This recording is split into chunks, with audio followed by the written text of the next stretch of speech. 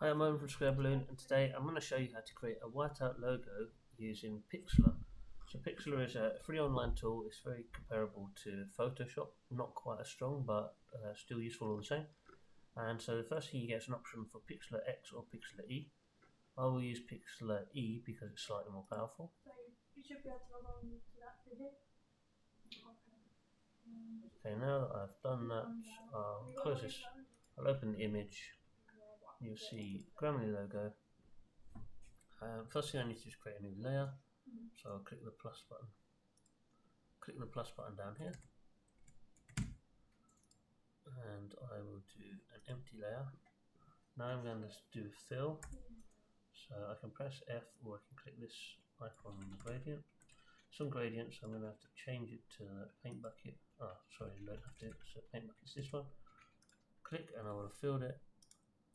And you can do blend mold color.